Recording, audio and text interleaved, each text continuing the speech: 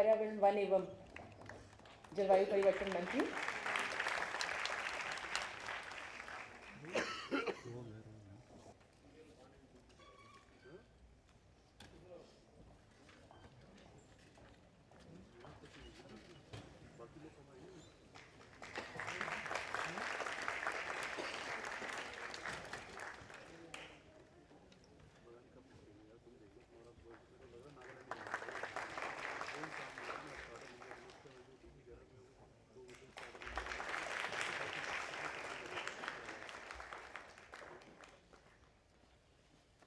धन्यवाद।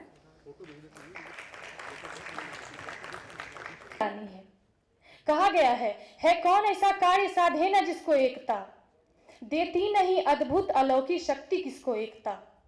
एक और एक 11 हुए, किसने नहीं देखे सुने, हाँ शून्य के भी योग से है अंक होते 10 गुने। दोस्तों, आखिर वो किस चीज की चाहत थी जिसने विश्व में कल्याण का रास्ता खोल दिया, हमें बंदर से सभ्य बना दिया, हमारे विश्व जनमानस को अमन चैन का वातावरण दे दिया। क्या थी वो थी हमारी आज़ादी की चाहत। वो तो हमें मिल गई।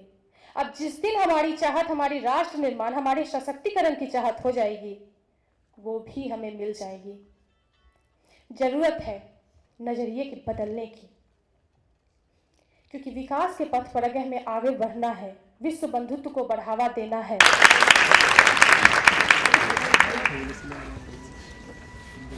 सबको बहुत बहुत धन्यवाद और सबको बहुत बहुत बधाई,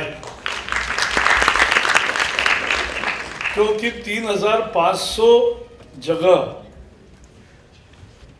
ये कॉन्टेस्ट हुए, लगभग 35,000 युवाओं ने उसमें भाग लिया।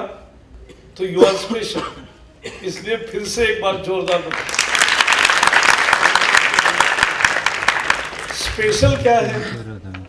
स्पेशल है कि आप कम्युनिकेट कर सकते हो, अपने थॉट प्रोसेस को ऑर्गेनाइज करके संयत समय में और ठीक तरीके से ज़्यादा प्रभावी बनाकर आप लोगों तक पहुंच सकते हो। यही तो होता है कोई भी व्यवसाय। कोई अच्छा डॉक्टर है, कोई अच्छा वकील है, कोई अच्छा आर्किटेक्ट है, कोई अच्छा कार्यकर्ता है, उसका स्ट्रेंथ, उसकी विशेषता, जो समझो कोई साइंटिस्ट है तो उसका जो कोर कॉम्पिटेंस है वो तो अलग होगा, लेकिन वो कैसे बात करता है, अपने आइडियाज को दूसरे में कैसे परिलक्षित करता है, अपने सपनों को दूसरे के आंखों में संक्रमित कैसे करता है, मेरे आइडियाज को दूसरे के हृदय में स्थापित कैसे करता है, यही तो कम्युनिकेशन है।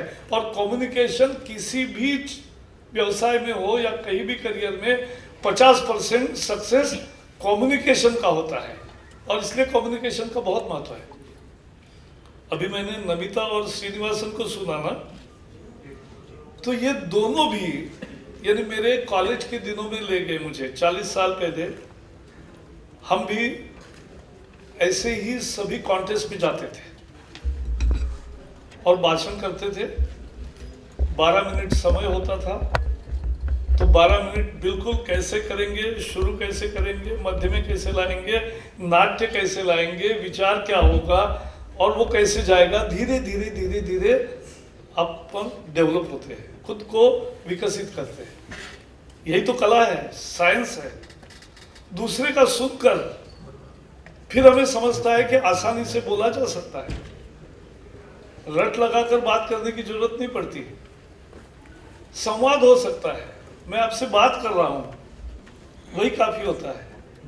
और इसलिए अपनी कला को अपने गुणों के आधार पर हम निखार सकते हैं और अच्छा कर सकते हैं। बोलते रहना चाहिए, विचार करते रहना चाहिए, मन में विचार होते रहना चाहिए, यही तरीका होता है। और कितने पुरस्कार पाए ये किया, लेकिन पुरस्कार वो होता है, कोई भी कम्युनिकेटर का सबसे बड़ा पुरस्कार कोई ट्रॉफी नहीं होती, जो सामने बैठे हैं उनकी वाहवाह मिलती है या तालियां मिलती है, वही उसका श्रेष्ठ पुरस्कार है।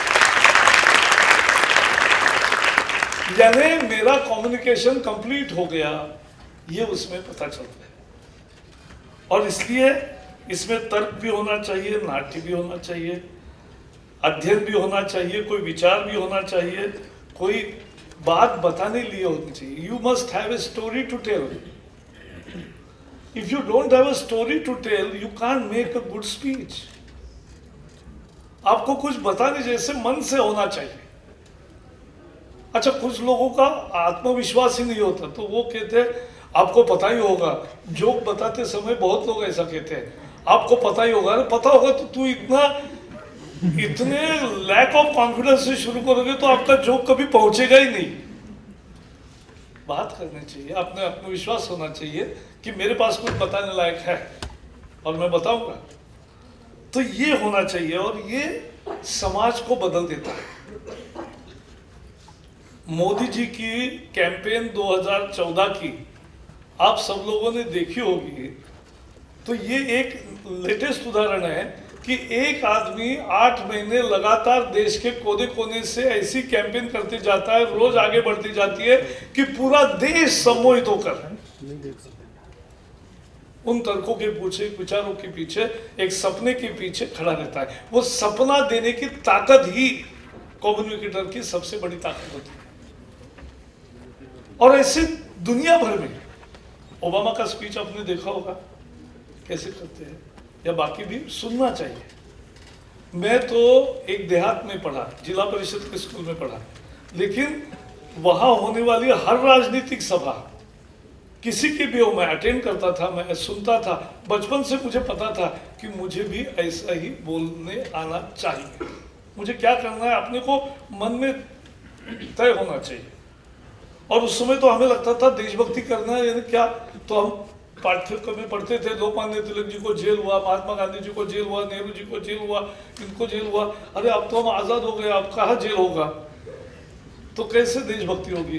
यानी देशभक्ति और जेल, ऐसा एक मन में रिश्ता बैठा था कि देशभक्ति करनी है, मैंने जेल में जाना चाहिए, लड़ना चाहिए। लेकिन अब अच्छा, एक अवसर हम जब जेपी आंदोलन शुरू हुआ, हम कॉलेज में थे, और 70 और 75 के दशक में जो आंदोलन देश भर में हुआ, तो हम भी उसमें नेतृत्व कर रहे थे। और उसके चलते फिर इमरजेंसी आ गई, देश के सारी आज़ादी को ख़त्म कर दिया, लोगों को बंदी बनाया, सारे न्यूज़पेपर वगैरह सब कुछ भी सेंसर ही होता था, कुछ भी सच्चाई बाहर नहीं आएगी, इसकी पूरी चौखट तैयार हुई थी। तो ये तो लोकतंत्र का गला घोटना था। एक आज़ादी आके ख़त्म हो रही थी हमारे सामने, हम युवा थे, हम कैसे घर में चैन से बैठेंगे। हमारी परिस्थिति, हम तो लोअर मिडिल क्लास के लोग थे, लेकिन हमें लगा कि नौकरी भी कर, मैंने कहा नहीं करना, आप कुछ काम करेंगे, इसके खिलाफ लड़ेंगे। लोकतंत्र का गला, इतने 150 साल की आजाद लड़ाई के बाद मिली आज़ादी ऐसे ही खत्म करेंगे, और इसके कैसे खत्म करेंगे। और इसलिए लड़ना चाहिए। हमने सत्याग्रह किया, सभी कॉलेजों में किया, एक दिन में किया, और सब युवा गिरफ्तार हो गए, और फिर जेल भी भुगती। तो जेल में जाने का मौका मिला, मुझे लगा ठीक है, तो हम सही रास्ते पर। लेकिन ये कोई हर बार जेल जाना यानी देशभक्ति नहीं है। देशभक्ति माने समाज के लिए हमें संवेदना है कि नहीं, और संवेदना के लिए हम काम करना चाहते कि नहीं। मैं एक सीधी परिभाषा करता हूं। देखो, अपने पाँव में कांटा अगर चुभे तो किसी को भी दर्द होगा, इसमें कोई बताने लायक चीज है ही नहीं, क्योंकि मेरे कांटा चुभा तो मुझे दर्द होगा ही, मैं निकालूंगा। लेकिन दूसरे के पाँव में जब कांटा चुभता है और मुझे दुख होता है, अगर ऐसा होता है तो मैं एक सही कार्य करता हूं, ये संवेदना मेरी जागी है, ये उसकी विशेषता। विशेषता ये होती है कि कौन सामाजिक कार्य करता। कुछ लोग स्वयं के सोच के बाहर आ ही नहीं सकते, कुछ लोग अपना अपना ही सोचते हैं, अपने करियर, अपना अध्ययन, अपना परिवार, अपना तीसरी, ये मैं उनको बुरा नहीं कह रहा हूं। लेकिन कुछ लोग होते हैं जिनको दूसरे की पीड़ा देखकर दुख होता है, जिनको दूसरे की पीड़ा देखकर लगता है कि इनकी स्थिति बदलने के लिए मुझे कुछ करना चाहिए। तो ये जो करते हैं वो सामाजिक कार्यकर्ता है। अब सामाजिक कार्यकर्ता में से कोई राजनीतिक कार्यकर्ता होगा, कोई सामाजिक कार्यकर्ता रहेगा, दोनों भी देशभक्ति करते हैं। और इसलिए ये जरूरत क्यों है, आप जैसे लोगों को राजनीति में भी आने की जरूरत क्यों है? हम समझते हैं एक बहुत गलत परसेप्शन है कि भाई politics is the last resort of the scoundrels. ये सच नहीं है।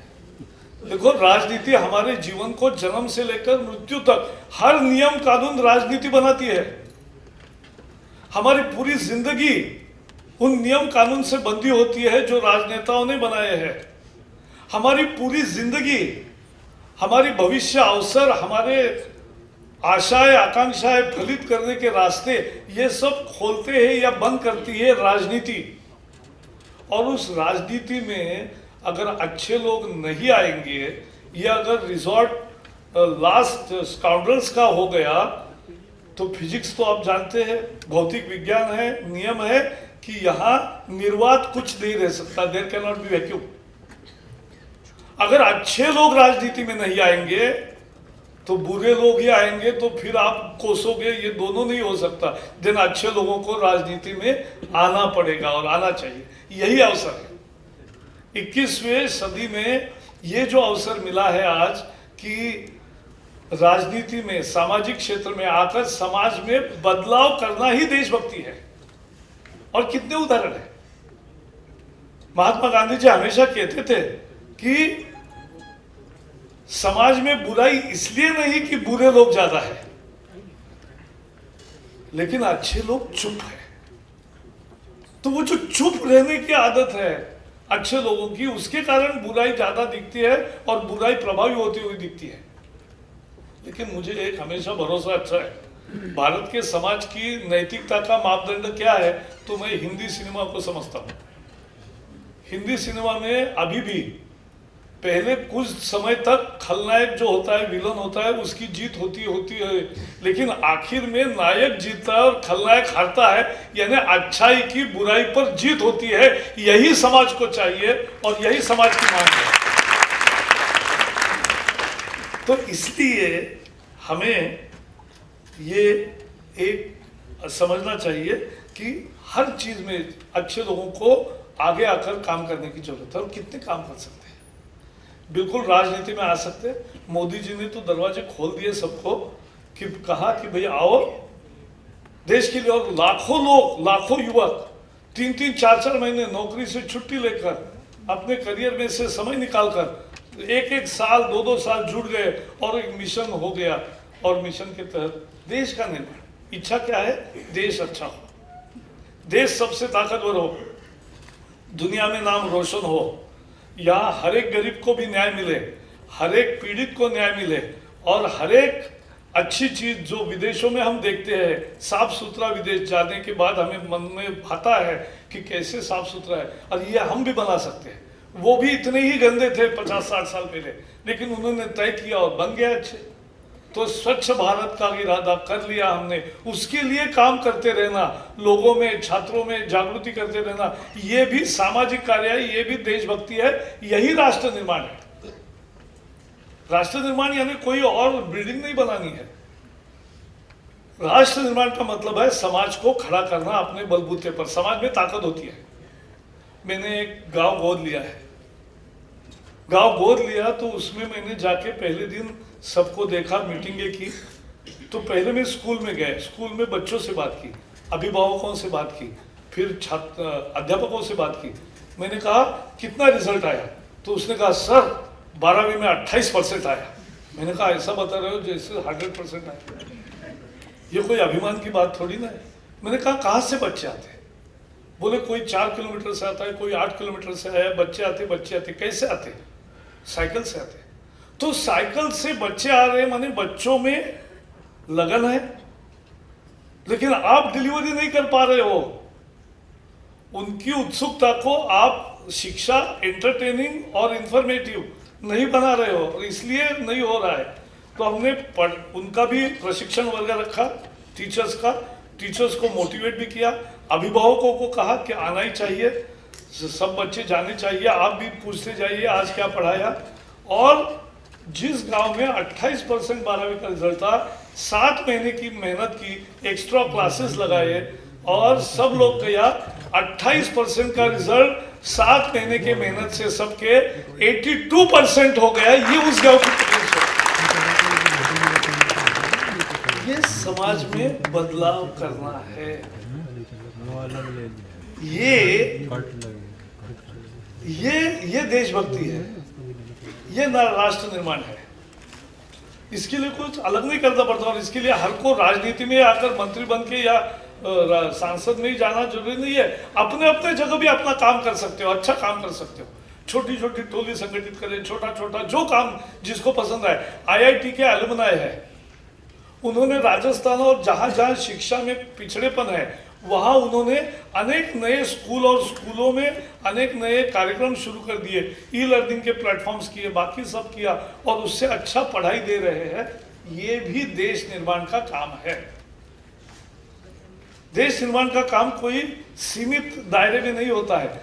हर क्षेत्र में, किसानों में काम करे, मजदूरों में काम करे, छात्रों में काम करे, युवाओं में काम करे, अच्छी अच्छी प्रतियोगिताएं करे, खेल की करे, समाज को संगठित करे, बार बार उनको इकट्ठा लाए, ये सब करना भी। और हर एक पीड़ित को, यानी हॉस्पिटल में जो अकेले पेशेंट होते हैं जिनका कोई देखभाल करने वाला नहीं, निराधार है, उनको जाकर उनसे महीने में या सप्ताह में 2 घंटे उनके साथ बातचीत करके आना, ये भी देश निर्माण का काम होता है, ये भी समाज सेवा होती है। तो हर चीज है। मेरे यहाँ पुणे में एक हॉस्पिटल है जो मिलिट्री में जख्मी होते हैं, अनेक कार्रवाइयों में, नक्सलियों से लड़ते समय, सीमा पर आतंकियों से लड़ते समय जख्मी होते, पैर कटते, ये करते, उनकी सबकी देखभाल वहां होता है। हम छात्र थे तब हमने ये कार्यक्रम शुरू किया कि हर क्लास हर महीने में एक बार उनके पास जाएगा, 2 घंटे उनके साथ बातचीत करेगा, उनको पूछेगा आपने कैसे लड़ाई की, क्या किया, क्या नहीं। उनको भी आनंद आता है। ये भी सेवा है, ये भी समाज का अमल है, ये भी देश का निर्माण है। सब समाज को इकट्ठा रख के आगे ले जाना, इसका नाम देशभक्ति होती है। और अब तो बहुत अवसर है। अब तो कॉर्पोरेट सोशल रिस्पॉन्सिबिलिटी में, यानी हर बार देशभक्ति करने के लिए घर छोड़ के, मैंने नौकरी छोड़ी 35 साल पहले और हमने पार्टी ज्वाइन की और पार्टी में किया। जिसका पार्टी ज्वाइन करना लगता है इतना आसान नहीं होता। राजनेता मेरे साथ कोई, आप जिनको भी इच्छा है 8 दिन मेरे साथ प्रवास करो, फिर तय करो कि कितना कठिन होता है, इतना आसान नहीं होता, लेकिन अच्छा भी होता है। उसमें ज़्यादा लोगों से पहुंचने का, ज़्यादा लोगों पर इम्पैक्ट करने का, नीतियाँ बनाने का एक काम भी कर सकते हो। अगर सत्ता में हो, ऑपोजिशन में हो तो अच्छी बात रख सकते हो, कुछ भी कर सकते हो। चुन के आए तो वो काम करे, चुन के नहीं आए तो संगठन में काम करे। तो ये एक रास्ता है। लेकिन दूसरे भी काम, जैसे मैंने कहा, छोटा काम लेकर एक एक गाँव की सुधार, एक एक क्षेत्र में सुधार, एक एक छोटे उपक्रम को ठीक करना, जागृति पैदा करना, ये सब काम भी आज बहुत है। आपके लिए हर को नौकरी छोड़ने की जरूरत नहीं, नौकरी करके भी कर सकते हैं, करियर करके भी कर सकते हैं। और उसके लिए सीमित समय अपने को निकाल के काम करना, यही एक तरीका है। और इसलिए इंडिविजुअल है, सामाजिक है, कॉर्पोरेट है, ये सब अब नए नए कार्यक्रम करते हैं। उसमें हर सामाजिक कार्यकर्ता को मांग है। तो ये हमारे समाज का उद्देश्य। आखिर और नमिता ने एक बड़ा अच्छा कहा कि हम क्यों पैदा हुए, what is the purpose of our life, to lead a purposeful life is our actually purpose. कुछ अच्छा करें। अगर देखो, इतना आसानी से मनुष्य जन्म नहीं होता है, और हुआ है तो उसे सार्थक करना है। तो सार्थक करना है तो कुछ अच्छा काम करके जाओ। और इसलिए जो कहा है कबीर ने, वो बहुत महत्वपूर्ण है कि हम जब पैदा हुए जगह से हमर हुए, ऐसी करनी कर चलो हमर से जगर रोए। यही हमारा निशाना होता है, यही देशभक्ति होती है, यही राष्ट्र निर्माण है। बहुत बहुत धन्यवाद, बहुत बहुत बधाई।